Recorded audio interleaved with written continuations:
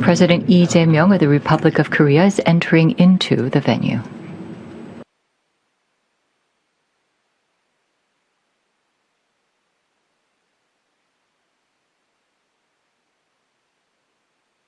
We will now begin the 2025 APEC Economic Leaders Meeting press conference.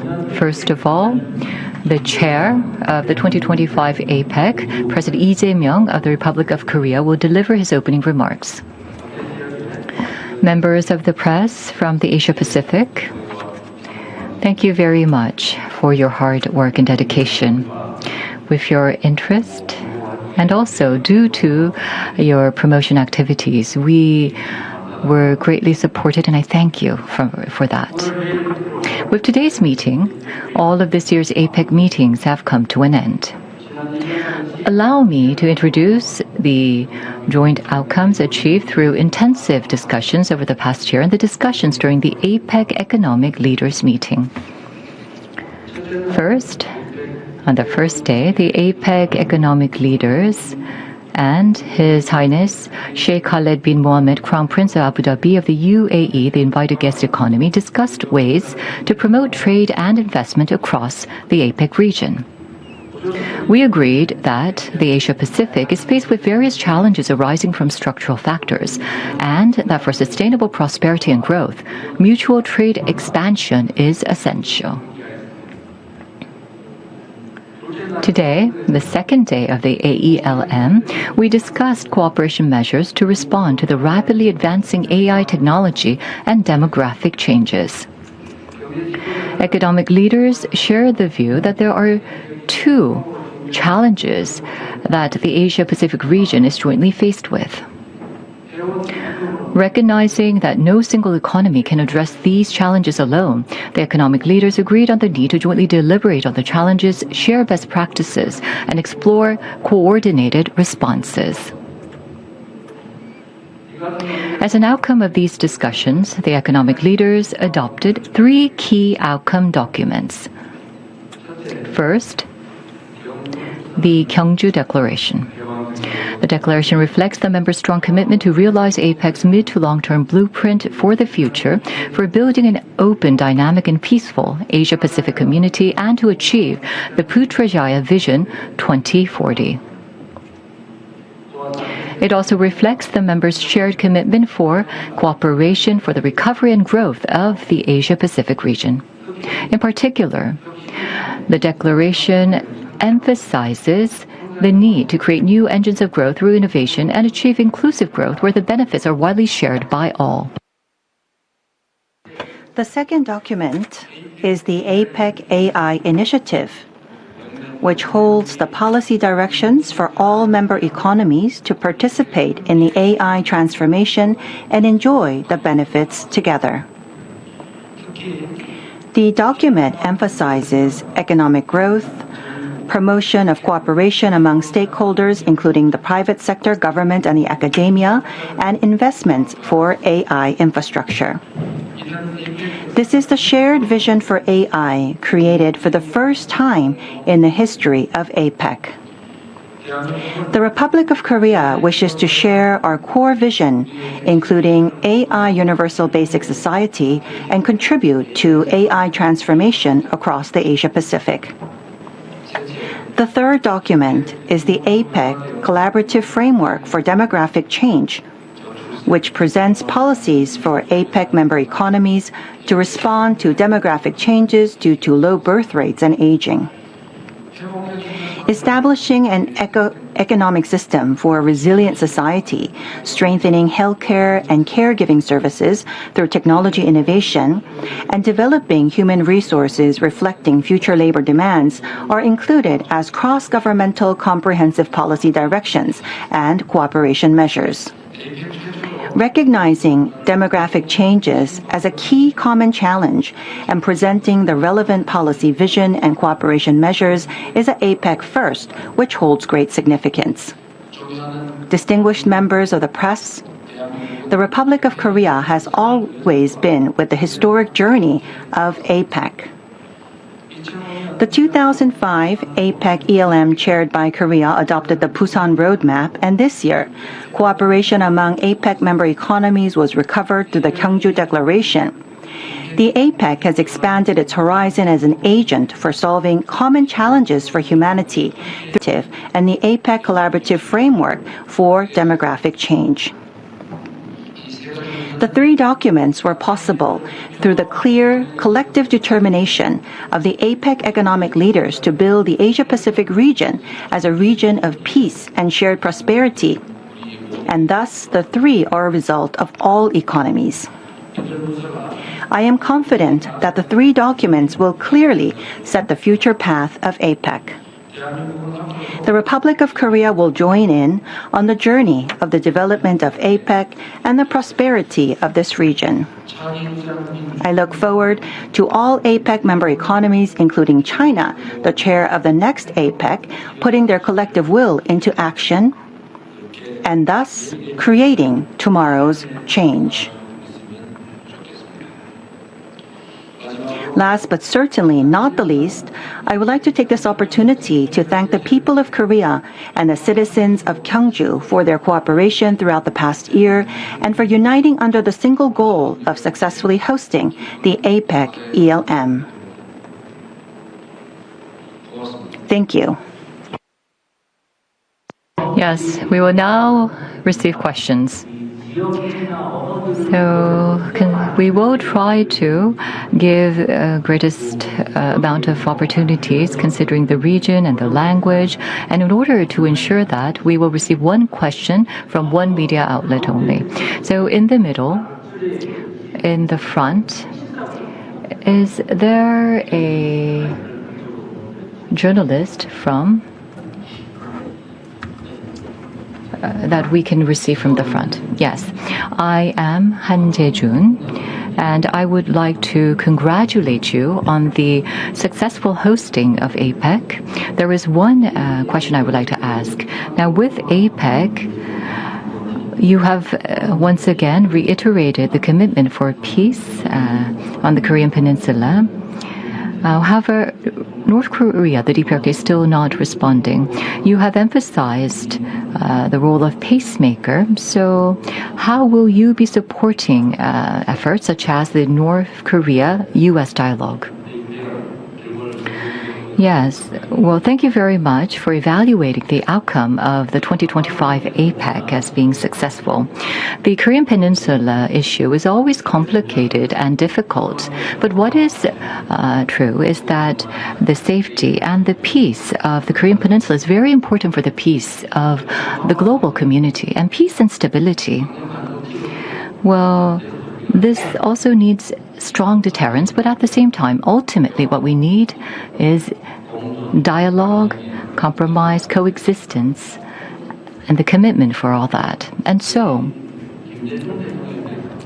President Kim Dae-jung had pursued the sunshine policy, and he mentioned that in order to have someone remove their coat, it's not easy to do it with strong wind. Rather, it is better to have a warm sun out and have that person willingly take off his or her coat. So deterrence and dialogue, compromise, persuasion, and coexistence and prosperity and hope. We need these in order to ensure that peace and stability is possible. And peace is not something that we can achieve through oppression or through war, and also with mass destruction. If we win still, what meaning would that be? So I do believe that not having to fight and creating that peace is indeed the most strongest, sturdy peace and security. And we are trying to actually practice this. So even if North Korea,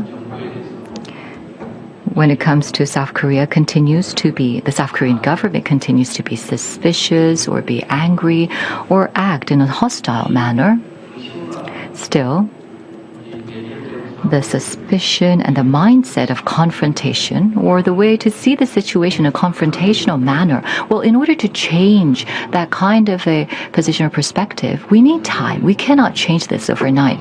So we have to proactively make efforts for peace so that the North Korean side can feel safe and trust South Korea. So we need to take on proactive measures, and we are doing what we can. And such efforts will continue. And North Korea has used some hostile expressions. But we do not think that this is the end. It is impossible. But we believe that this is actually expressions that may come out in the process of change. So I think that, however, that the level of their expressions have actually been moderated. So we need to create the circumstances and request for a dialogue, and also create the atmosphere for dialogue. But that is something that the Korean government cannot do on its own. The South Korean government cannot do it on its own. There are members from press from the overseas, so you may not know this, but the Korean Peninsula is still technically at war. We are at a standstill at war in terms of our law at this moment, but the party to the signing of the ceasefire was the U.S., not the Republic of Korea. And so the security regime protection or guarantee perceived by North Korea, it seemed they believe that it has to come from the United States. And so because of this mindset, there has to be an important role by the U.S., and then there is also the role that can be played by China and also Russia. But we have to acknowledge the role that can be played by the United States. And also, if through dialogue, the U.S. and the DPRK improve relations, then also we can improve our inter-Korean relations. So we will make efforts to have direct dialogue with North Korea. But if President Trump wishes to serve as a peacemaker on the Korean Peninsula, then to support him in playing this role is what can actually help ensure security and peace on the Korean Peninsula. And during the summit talks this time, I had said that I will continue to play the role of a peacemaker to support him as a peacemaker. And I do believe that this will happen. Thank you. Next question, please raise your hand and wait for a microphone. We will accept a question from the left side. Yes, we have from the front row, the gentleman with his hands raised high. A microphone, please. I am from China. What is your prospect about the development of the China-Korea relations, and what should be some areas to strengthen cooperation? That is indeed a very important question. Thank you for your question. The relationship between Korea and PRC on the outside does not have any particular challenges, but in reality, I don't believe that it is completely normalized and it has not completely recovered yet. What we are striving for is not simple recovery, but rather finding the path for helping one another. We need to have pragmatic relations that are recovered, and we also need to strengthen pragmatic relations. That is the focal point for the discussions. The most important area is obviously economy. Korea and China are competing in many areas, but at the same time, we are cooperating in many others. When we talk about the relationship between two states, it's quite complex.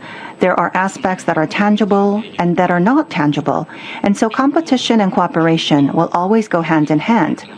That is the same for China and the U.S. They may look like there is rising tension, but there are also trade and cooperation and support between the two. That is the same for the relationship between Korea and China. We are geographically close, and Our economic dependence and cooperation runs deep. And therefore, although there may be small hindrances along the way, we will surely overcome these obstacles for better changes and bigger benefits for all. The government of Korea and China both exist for improving the lives and to create a nation of hope for the people. For China and for Korea, we hope to create cooperation in many areas that will help both nations, especially in the economy, but further for peace and stability in Northeast Asia. We will continue our cooperation in these areas, and we will continue to make opportunities for dialogue. Related to peace and stability on the Korean Peninsula, I do believe that the role of China is very important.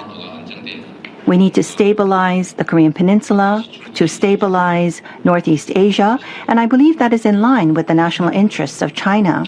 We look forward to the great role to be played by China. We have just heard from China, a neighboring country. Maybe we can go to Japan, then we will accept a question from Japan and then go to a non-Asian country. Maybe we can choose a lady instead of a gentleman. Do we have a lady journalist from Japan? Yes, the person in red. I will give an opportunity later. Why don't we take a question from a journalist from Japan? Yes, I understand that there is someone over there. Are you from Japan? No? So, and then we will go on to a non-Asian media outlet. Yes, thank you very much. I am from Yomiuri Nakagaya and from Japan. And I have one question for you. So, Prime Minister Takaichi held a summit with you on the 31st. And in Korea, there is the saying, 극우, or radical conservative. But how did you feel after you met her in person? Did you feel that you can carry on good relations with her? Korea, the Republic of Korea and Japan, the bilateral cooperation between the two countries has been noted to be not an option, but essential. So, however, there are still many challenges between the two economies. And also, so I ask for your frank opinion on your impression of the summit with Prime Minister Takaichi. So what was your impression? What did you feel after the summit? And also, how do you plan to carry on the bilateral relations? I would like to ask for your frank opinion. Thank you. Yes, well, the politicians say that they speak frank, but in many cases they do not speak frankly. So the Japanese journalist asked about the relations between Japan and the Republic of Korea, and perhaps you had concerns that perhaps the direction might not go in a direction that you anticipate. But I would like to say this. Now, when President Lee, I was elected, I think that perhaps in Japan, or the extreme liberals might have in the Japanese media thought that we're in trouble. But I believe that Prime Minister Takaichi, well, I think that she has different perspectives when she is now a leader of a cabinet of the nation, and it's the same for me. When I was leading the opposition party, my perspective was different from now when I'm leading the country, because it is different when you're representing a section versus when you're representing the whole. And now I think that Japan is not that concerned about President Lee, is it not? Yes. So I think that Prime Minister Takaichi, well,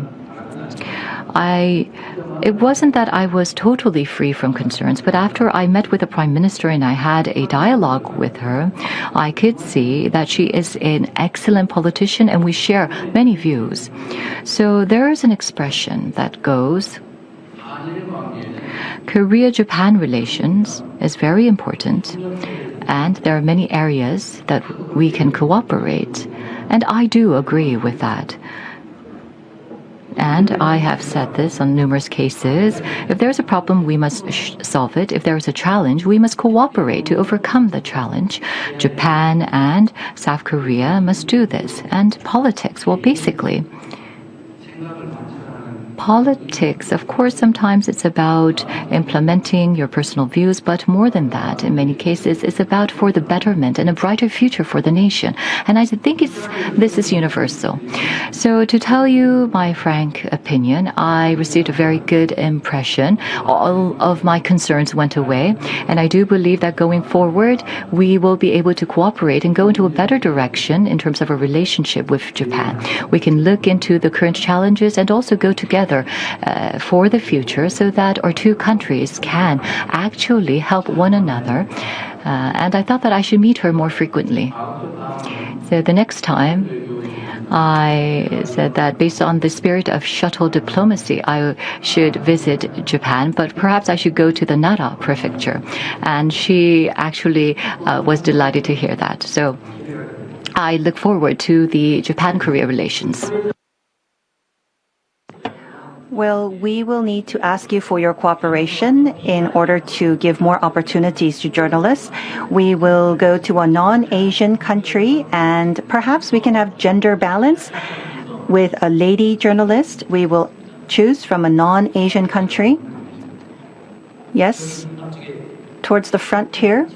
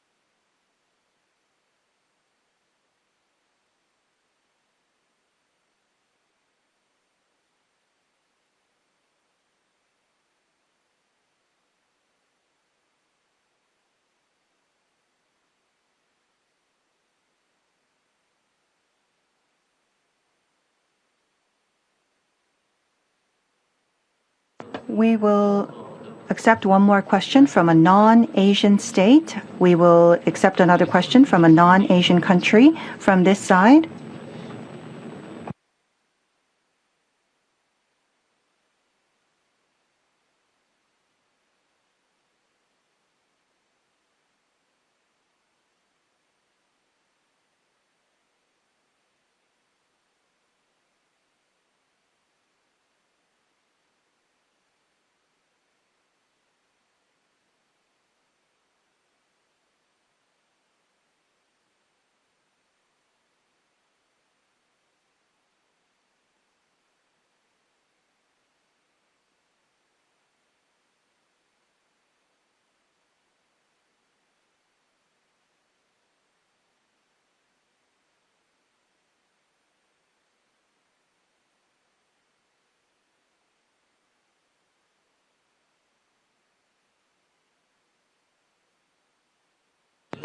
APEC is a platform where many economies participate. All economies have their sovereignty, and each economy has their own goals and vision. Under that condition, we are looking for common challenges to discuss and also look for ways of cooperation of APEC. The tariff policies of Mexico, I have seen it in the media, but I don't know the details of the tariff policies of Mexico at this moment off the top of my head. Depending on the national needs of Mexico, I am sure that you're pursuing your own policies. I am sure that it cannot happen unilaterally by Mexico. It will go through consultation with other countries. And I am sure that national interest will be coordinated in that process. The international relationship is not one that can be dominated by any one state, and so no state can have a result that is advantageous just for them unless they go to war and win the war. The tariff issue of Mexico is actually an issue that probably was derived from the tariff issues of the U.S. It's all a very complicated, tangled series of issues, and so it won't be solved overnight. It will take time and communication. We hope that you will be patient with us. As we have announced, this press conference is to end until 1:30. Right now, we are at 1:29. And so we will receive one last question, and perhaps the president can choose the person to raise the question. Yes. Well, I think that Korean journalists were not given many opportunities, only one opportunity. So I would like to give an opportunity to journalist Chang. Yes, reporter Chang Yun-sung, please hand the microphone to her. So this is also based on gender. Yes, thank you. I'm Chang Yun-sung. Thank you, President Lee, for giving me this opportunity. Yes, actually, I chose you. Yes, thank you. So from the Korean perspective, with the martial law and also on December 3rd and what followed, well, there was the protests of light, but the fact that this event was successfully hosted after 4 months, and the fact that so much effort was put into this really touches the heart of the Korean people. For example, the Hwangnam bread and all of the snacks that were provided, quite impressive. And also the president, as you were preparing for the APEC meetings, can you tell us what was most memorable? And also what was most challenging? If there was one very challenging moment, can you please share your experience? Yes, thank you very much for that question. I think you gave me an opportunity to promote what we have done. These large-scale global events, whenever these events are over, there are always some talk about the shortcomings. But I think that up till now, based on what we have researched, there were not those big challenges. We will make sure that this is successfully carried out until the end. There were 10 prime ministers who participated, and also many leaders who participated. And so there were many security issues or communication issues that we had to deal with, but everyone really prepared very well. I don't think that there was quite much of a memorable moment, but we really focused on the security and safety, and I think that we did a good job. So what we were concerned about was not only the infrastructure, but also the traffic issue. But the traffic, luckily, was not a big problem as we had feared. And so I would like to take more time to receive your questions, but preparations have to be made, and I also have talks with President Xi. So perhaps I can receive one last question. Yes, why don't we give one more opportunity to another person? We will take one last question.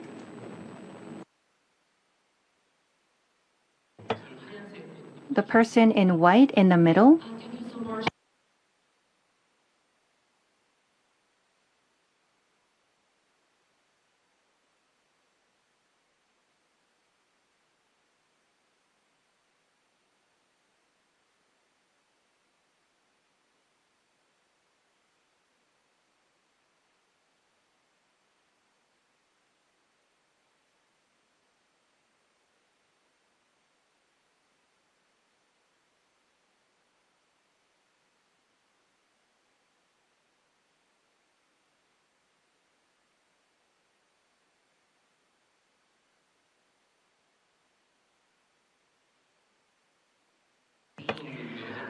Last evening, as I was enjoying the entertainment at last night's dinner next to President Xi, there was a butterfly. There was a series of butterflies flying over her heads inside the dinner venue, and it felt really noisy. Butterflies are usually very quiet as they fly. And so to President Xi, I said, butterflies usually fly very quietly, but these butterflies are very loud, obviously because they were running on motors. So I told him, I hope that you can have actual butterflies that don't make sounds that fly during your dinner next year. President Xi answered, why don't I come up with singing butterflies? The reason why I mention this is because of connection. APEC, based on the past achievements, continues to create a better tomorrow. Next year, China will be hosting APEC in Shenzhen, and I am confident that it will become even more successful than the APEC here in Gyeongju. Over the next year, we will see more development in the Asia Pacific, which will be reflected in APEC 2026. And we also look forward to a new future even beyond APEC 2026. With President Xi and the people of China, I am confident that you will prepare well for APEC 2026, and I very much look forward to meeting you again in Shenzhen. Thank you. Yes, so this will conclude the 2025 APEC Economic Leaders Meeting press conference. Thank you very much.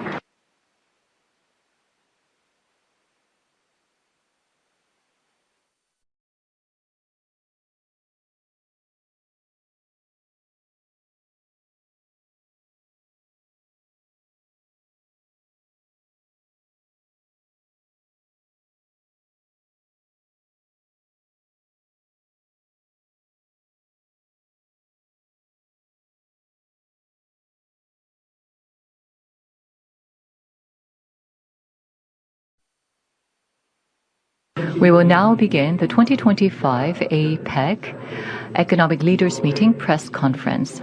First of all, the chair of the 2025 APEC, President Jae Myung of the Republic of Korea, will deliver his opening remarks.